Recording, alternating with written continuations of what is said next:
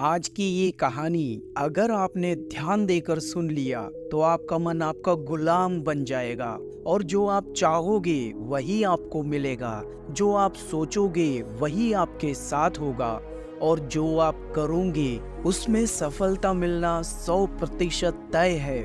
आज की कहानी एक बौद्ध भिक्षु की है।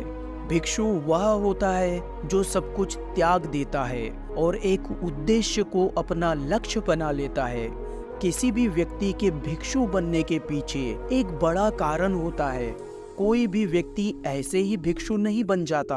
उस व्यक्ति के भिक्षु बनने के पीछे भी एक बड़ी वजह थी। भिक्षु बनने के पहले उस व्यक्ति के मन ने उसे कई गलत काम करने के लिए मजबूर किया था। उसने कई पाप किए थे। वह व्यक्ति अपने मन के अनुसार चलने लगा था। उस व्यक्ति के मन ने उसे अपना गुलाम बनाकर रखा था और वह अपने मन का दास बन चुका था। जीवन में हर सुख संपदा प्राप्त करने के बाद भी उस आदमी के मन में बहुत दर्द था और यही मानसिकता ने उसे एक भिक्षु बना दिया। भिक्षु बनने के बाद वह व्यक्ति सांसारिक पीड़ा से मुक्त हो गया। जंगल में रहने लगा, अलग अलग प्रकार के ध्यान अभ्यास करने लगा, लोगों से भिक्षा मांगकर खाने लगा और फिर अकेले में शांति से ध्यान करने लगा। लेकिन फिर भी उस व्यक्ति का मन शांत नहीं हुआ।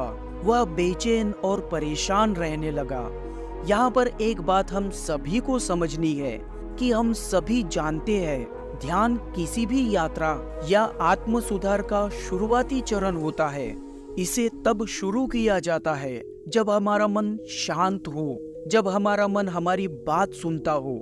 लेकिन उस भिक्षु का मन ना तो शांत है और ना ही उसकी बात मानता है। उस भिक्षु के मन में एक बात बैठ गई थी कि मन को नियंत्रित करना असंभव है। लेकिन एक दिन वह भिक्षु एक व्यक्ति से मिलता है जो कि ना तो वह भिक्षु था और ना ही बुद्धिमान व्यक्ति था। वह तो एक साधारण सा चरवाहा था जो भेड़ बकरियों को चराता था। उसका नाम किशन था। किशन उनसे पूछता है, हे बंते, क्या मैं आपकी मदद कर सकता हूँ? आप बहुत चिंतित दिख रहे हैं। मैं पिछले कई दिनों से देख रहा हूँ कि आप बहुत बेचैन हैं। अगर आप चाहे तो मैं आपकी मदद कर सकता हूँ। भिक्षु ने किशन की बातें सुनते ही हंसते हुए कहा, भला तुम मेरी मदद कैसे कर सकते हो? तुम तो संसारी हो। तुम मोह माया और संसार से जुड़े हुए हो। मैंने सब कुछ छोड़ दिया है और जंगल में आया हूँ, फिर भी मेरा मन मेरे वश में नहीं है। किशन कहता है, मैं आपको बता सकता हूँ, मुझे अपने मन को वश में करना आता है। वो चरवाहा कहता है, मन को वश में करने के लिए सभी वस्तुओं का त्याग करने की जरूरत नहीं है, ना ही जंगल में आकर रहने की आवश्यकता है। मन को वश में करने के लिए बस एक चीज को छोड़ना सबसे जरूरी है। वह भिक्षु उस चरवाहे से पूछते हैं, वह एक चीज क्या है? चरवाहा कहता है, वह एक चीज है गलत जानकारी। आज तक हमारे भीतर जो भी गलत जानकारी गई है उसी ने हमारे मस्तिष्क और मन का निर्माण किया है। भिक्षु उस चरवाहे से पूछते हैं, परंतु वह कैसे? वह चरवाहा उन्हें समझाते हुए कहता है, मान लो आपने अपने जीवन में आज तक सेब का फल खाया ही नहीं, आपको सेब के स्वाद के बारे में कुछ भी नहीं पता, तो क्या आपका मन कभी सेब का फल खाने को कर सकता है? नहीं ना। इसीलिए हमारे मन का निर्माण जानकारियों से होता है। वह भिक्षु चरवाहे की बातों से प्रभावित हो जाते हैं और कहते हैं, क्या तुम मुझे इसके बारे में और थोड़ा विस्तार से बता सकते हो? किशन भिक्षु को बताते हुए आगे बोला, अगर आप अपने मन को नियंत्रित करना चाहते हो तो मेरी बातें ध्यान से सुनिए। आप अपने मन को नियंत्रित तब कर सकते हो जब आप अपने मन के विचारों को देख पाओगे। मन का निर्माण जानकारियों से होता है और हमारे शरीर में जानकारी ग्रहण करने के 5 प्रवेश द्वार होते हैं। पहला प्रवेश द्वार है आंखें। हम अपनी आंखों से जो कुछ भी देखते हैं, अच्छा या बुरा, वह सब कुछ हमारे मन की याददाश्त में इकट्ठा होते जाता है। दूसरा प्रवेश द्वार है कान। जो कुछ भी हम अपने कानों से सुनते हैं हमारे मन में वैसा ही बीज के रूप में बोया जाता है। तीसरा प्रवेश द्वार है जबान। जिस किसी चीज का भी स्वाद हम लेते हैं वह हमारे मन की याददाश्त में अंकित हो जाता है।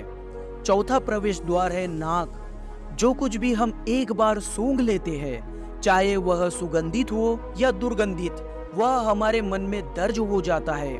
और पांचवा प्रवेश द्वार है स्पर्श। हम जिस किसी चीज को एक बार छू लेते हैं, स्पर्श करते हैं, उसकी याददाश्त हमारे मन में कहीं ना कहीं अंकित हो जाती है। इन 5 शारीरिक द्वारों से जो भी जानकारी हमारे मन में प्रवेश करती है, वह जानकारी बीजों के रूप में हमारे मस्तिष्क में अंकित हो जाती है और धीरे धीरे जमा होने लगती है। और यही जानकारियां और विचार बीजों के रूप में अंकुरित होने लगते हैं और धीरे धीरे वृक्ष का रूप ले लेते हैं। हमारा मन एक उपजाऊ मिट्टी है जिसमें हमारे विचार बीजों का काम करते हैं, और जिस तरह के बीज हम उपजाऊ मिट्टी में बोते हैं, उसी तरह के वृक्षों का निर्माण होता है और उसी तरह के फल हमें प्राप्त होते हैं। हमारी बुद्धि बीज बोने वाले किसान की तरह है। अगर हमारी बुद्धि गलत जानकारियों के बीजों को सही जानकारी के बीज समझकर बो देगी, तो भविष्य में वह बीज जब वृक्ष बनेगा तो भविष्य में वह पेड़ गलत फल देगा। हमारा मन एक उन्नति के काबिल किसी खेत की तरह है, जिसमें हम जो भी बीज बोते हैं वह हमारे अंदर उग जाते हैं। जैसे कि एक किसान ध्यान से सही बीज चुनकर उगाता है ताकि उसकी फसल भरपूर और फलदार हो, इसी तरह से हमें भी अपने मन को सच्चे और सकारात्मक विचारों से सजाने की जरूरत होती है। जैसे कि एक माली अपने बगीचे की देखभाल करता है, सच्चे विचार, अनुभव, जानकारियों से इसे पोषित करके हमें भी अपने मन की देखभाल करनी चाहिए। इसी तरीके से हम अपने अंदर एक समृद्ध भावना, समझदारी और विकास के वृक्षों को खूबसूरती से फूलने देते हैं। आपका मन आपके वश में इसीलिए नहीं है क्योंकि आपने अपने मन में पहले से ही बहुत सारे गलत बीज डालकर रखे हैं और अब वह बीज बड़े वृक्ष बन चुके हैं। वह बौद्ध भिक्षु उस चरवाहे से पूछते हैं, अब मैं क्या करूं? क्योंकि मैंने अब तक बहुत सारे गलत बीज बो डाले हैं और मैं उन्हें निकाल नहीं सकता। किशन बौद्ध भिक्षु से कहता है, आप अब तक अज्ञानता और अनजाने में गलत बीज बो रहे थे, लेकिन अब से सच्चे मन से सही बीज बोना शुरू कीजिए। अगर अंदर हजारों गलत बीज है तो क्या हुआ? अब तैयार हो जाइए लाखों सही बीज उगाने के लिए। आपको बस इतना ध्यान देना होगा, यह देखना होगा कि इन 5 द्वारों के माध्यम से आपके अंदर कौन से बीज आ रहे हैं, आपके अंदर कौन सी जानकारियां आ रही है, वह सही है या नहीं। बौद्ध भिक्षु पूछते हैं, यह कब तक करना होगा? किशन कहता है, पूरी जिंदगी भर। जैसे आप अपने पेट को हर दिन अच्छा भोजन देते हैं, ठीक उसी तरह हर दिन आप अपने मन को भी सही जानकारी और अच्छे विचार दीजिए। जीवन में हर दिन, हर पल आपके सामने 2 विकल्प होंगे, जिसमें से एक सही होगा और दूसरा गलत होगा, लेकिन आपको हर बार सही विकल्प का चुनाव करना होगा। हमेशा याद रखना होगा, एक बात को हमेशा ध्यान में रखिए, सही चुनाव करने से आपके अंदर दुख हो सकता है, आपको तकलीफ हो सकती है, लेकिन वह तकलीफ कुछ समय के लिए ही होगी। लेकिन आपके अंदर चाहे कितना भी दर्द हो, आपको हर बार सही विचारों का चुनाव करना होगा।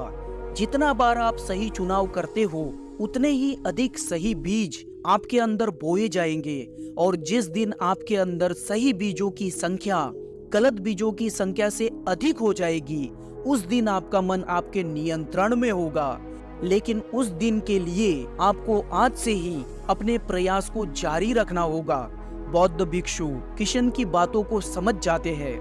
दोस्तों, आशा करते हैं यह कहानी आपको अच्छी लगी है, आपने इस कहानी से कुछ सीखा है, तो कहानी को लाइक और शेयर जरूर कीजिए, और ऐसी ही प्रेरणादायक कहानियों के लिए हमारे चैनल को सब्सक्राइब कीजिए और बेल आइकन पर प्रेस कीजिए। मिलते हैं अगली कहानियों में, तब तक के लिए अपना ध्यान रखें। धन्यवाद।